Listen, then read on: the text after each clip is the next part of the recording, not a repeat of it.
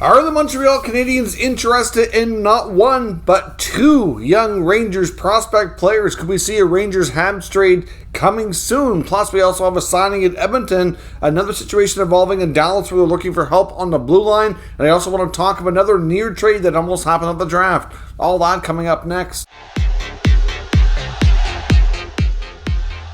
So welcome back to another video here at Top Shelf Hockey. As I mentioned, we have a variety of things to talk about today. First up, we do have a couple of quick items, including a signing with the Edmonton Oilers. They've signed veteran defenseman Ryan Murray. He gets a one-year deal, $750,000. That does add a little bit more depth and experience on their blue line. Of course, Murray's 29 years old, coming off a Stanley Cup victory with the Avalanche. Didn't play a huge role, but he was still technically part of the team as a Stanley Cup champion now. Of course, Murray struggled with injuries a lot. He was a former number 2 overall pick back 10 years ago in 2012. Certainly had a lot of promise, a lot of potential. Hasn't really fulfilled or lived up to a lot of that, mostly like I said, due to the injury bug being his nemesis over his career, but certainly a guy who can play when he's healthy. So we'll see how that works out in Edmonton. They certainly have more than their fair share of depth on the blue line. I wouldn't be surprised if maybe we do see a move before the season starts as we get through training camp or whatnot, so we'll see what happens there. Longtime NHL defenseman Brent, Seabrook, of course, isn't playing anymore, hasn't been able to play for some time due to injuries that have taken its toll on his body, is returning to hockey, returning in the Western Hockey League, of course, where he played his junior hockey, and he's working again with the Vancouver Giants. Seabrook did work briefly with the Giants last season, filling in as an assistant coach while some of their staff was away for the World Juniors. So they had an opportunity. He stepped in, helped out for a while, but now he's coming back more in a full-time capacity. He's going to be working with the Vancouver Giants as a player development coach. So obviously he's from the just outside of Vancouver, so it's kind of home for him. So obviously with his playing career being over, nice to see him involved in some capacity here. Multiple time Stanley Cup champion, was a great defenseman in his day, and I'm sure there's lots of experience and things that he can help young players develop in junior. Now, of course, as I mentioned, I do want to quickly touch on something that almost happened at the draft. It's believed that the Columbus Blue Jackets were in talks with the Coyotes around young defenseman Jacob Chychrun, of course, 23 years old, so there's a few years left on his contract at a good rate. It was widely known that Chychrun is available for trade, but teams at this point don't seem to want to meet the asking price demands of the Coyotes, looking for multiple first-round picks and a prospect. They might settle for one first-round pick and maybe a fairly recent first-round pick drafted prospect, perhaps. I'm not sure, but it's going to cost a pretty penny right now, based on unless their price changes, of course. And the Columbus Blue Jackets, of course, had multiple first-round picks, and they were willing to move the pick that they used to take Denton Mateychuk, which was the number 12 overall selection. So they were in talks. There's two different rumors floating around about what caused this to not happen. Some of it was just that they had talks and that they just couldn't come to an agreement. Maybe Arizona wanted too much more than that number 12 pick, and they just weren't willing to go there for what the Coyotes wanted. And there's some that believe that Jacob Chychrun didn't want to go to Columbus. I'm not really sure how where that theory is coming from. Chychrun doesn't have any trade protection in his contract.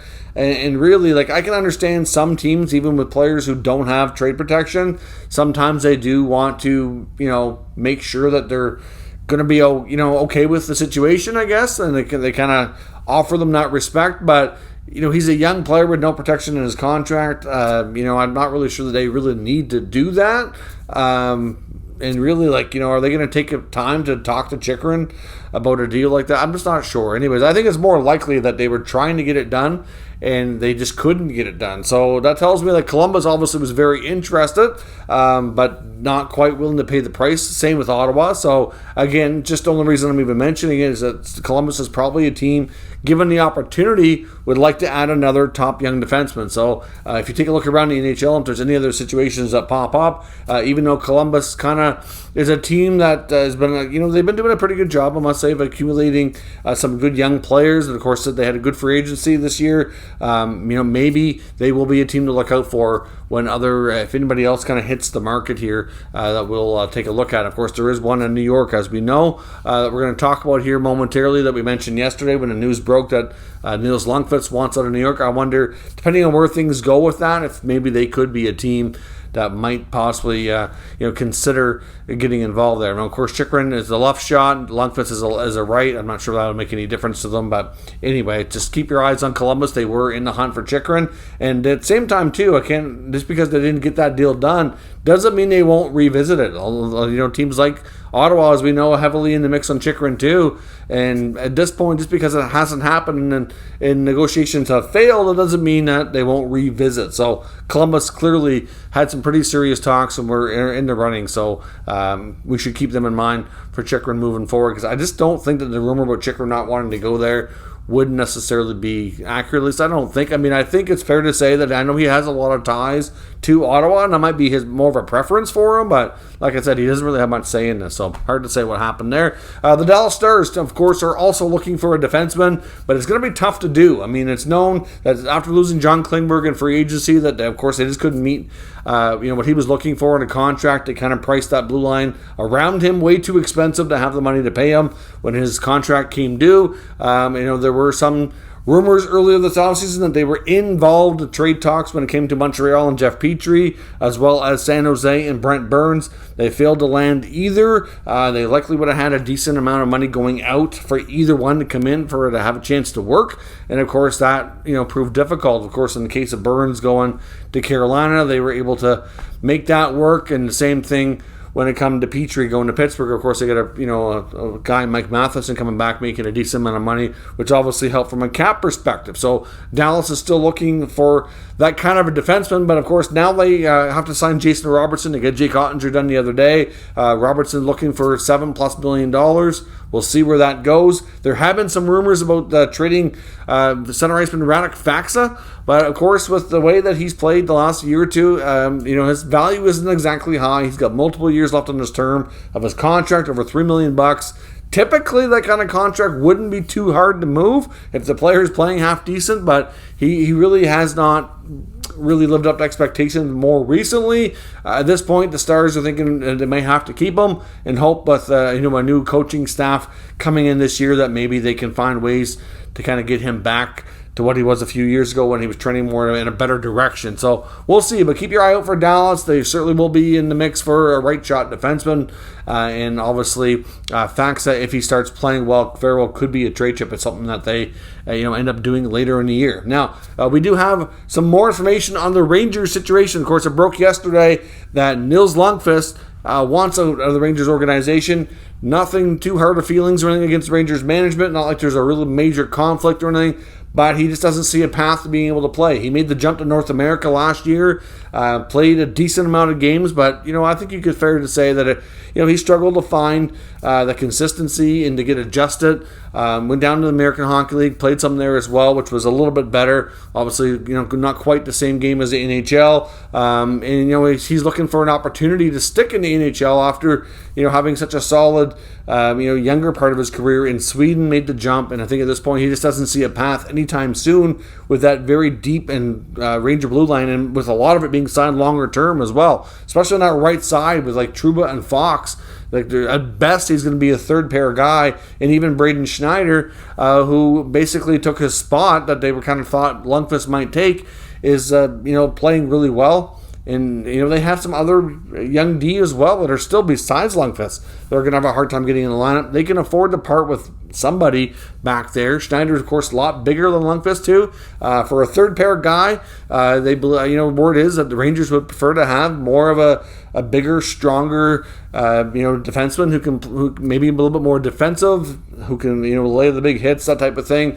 And obviously Lundqvist needs to see more offensive opportunities to really bring out the best parts of his game, and he's not getting that. And playing on a third pair, doesn't always get you that. Sometimes it does. It kind of depends on how the rest of the D-core and certain teams are structured. Sometimes a third pair defenseman with some offensive capabilities can be like a power play 2 guy, so we can get a few touches on the back end of power plays, or if anybody that's higher in the lineup happens to be not playing well or get injured or something, they can usually step in sometimes. But obviously Lundqvist ideally needs more of a chance to play in an offensive role. Now of course it's hard to get a top 4 spot like that on any team right off the bat, but it's going to be He'll go to a team where he sees more of a path, more of an opportunity, that if he can, get some reps and improve his game a bit, get adjusted, that he can see, the near future getting into that kind of a spot. So yesterday we talked about a handful of teams that I thought might make sense, because at that point there were no teams listed or linked. There was no rumors to specific teams, but there was information today from Patrick Lordy, who is an independent Habs writer, Habs reporter.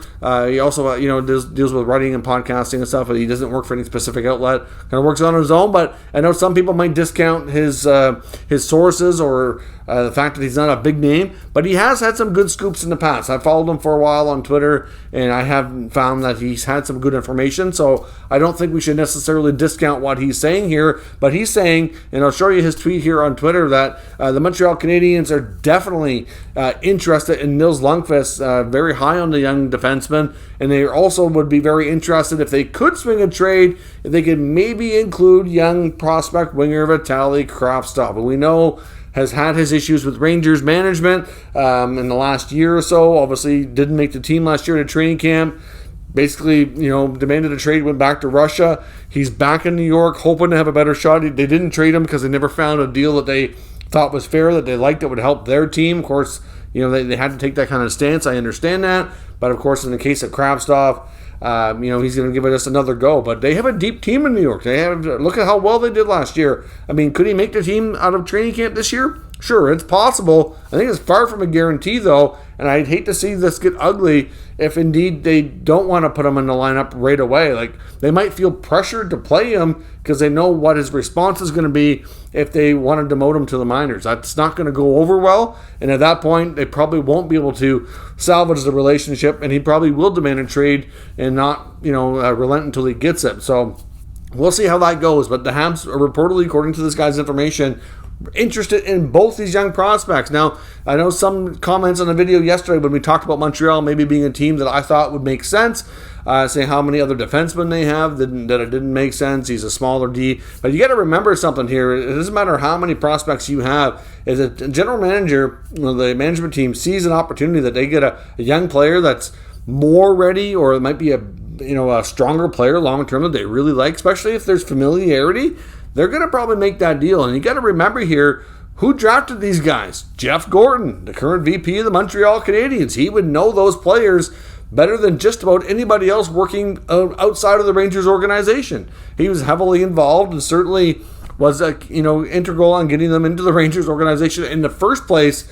So, to say that there's a connection there totally makes sense to me. I know there was some in the comment section yesterday that didn't seem to see that. And of course, we didn't really talk about that connection a whole lot. I thought it was kind of obvious, but for some, it didn't kind of pop up in your memory blocks, I guess. But, obviously, there is a connection there. Montreal is rebuilding. Montreal needs to shed some other players.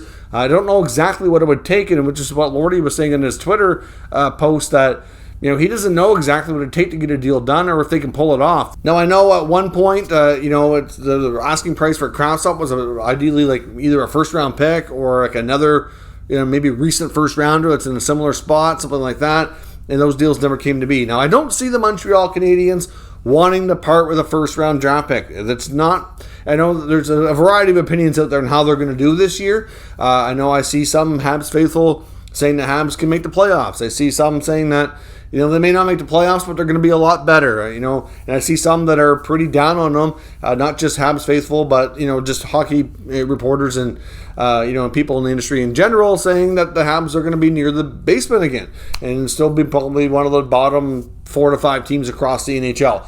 And it's hard to say, really, if you take a look at this lineup. But, from a management perspective, what else are they going to do to this team as well? They do have some more pieces they do need to move on from. That is abundantly clear, especially in the forward group. It's difficult to say if the Rangers would be interested in anything that Montreal really has in that regard, because most of what they would want to sell off in the forward group would be more veteran players, right? So you're looking at guys perhaps like a Hoffman or an Armia, maybe a Christian Dvorak, players like that. And honestly, I don't know that the Rangers would want those guys. They don't really necessarily need that per se. Now, of course, things can change as the season goes along. You run into injuries or whatnot. Hard to say, right? The Montreal Canadiens, however, do have a ton of interesting prospects that might intrigue the Rangers. And even though Montreal might not want to give up a first, would they give up a second-round pick? Maybe. That's a possibility if they can get some of these interesting prospects. Now, if they got Kraftstoff and Lundqvist, that's going to be a bigger asking price, of course. But I still don't think Montreal would want to part with their first-round pick. I'm not sure they're convinced that they're going to be finishing real high in the standings. I don't think it makes sense for them to trade their first-round pick, especially in a really deep 2023 draft. So if Montreal is going to pull this off, it would have to be some combination of other younger players already in the organization or other maybe later round picks to be involved to get some kind of a trade done. So we'll see what happens. But the Rangers certainly are going to have lots of interest, I think, in these guys from around the league. To me, as I mentioned yesterday, I think it makes a ton of sense that the Habs would be right near the top of the list, at least of interested parties. We'll see if they can maybe make it work or how things go from here. But, certainly makes sense for Montreal to want to add some young, interesting players to a team that's going through a bit of a rebuild. So let me know your thoughts on the possibility of the Montreal Canadiens and Jeff Gorton acquiring some of his former talent he drafted quite highly in the first round of the last few drafts he was with the New York Rangers. We can talk about that further down in the comment section. And, of course, if you're new, make sure you subscribe and stick around. We'll keep you up to date with all the latest news, rumors, and analysis on all 32 NHL teams. Thank you for watching, and I'll catch you next time.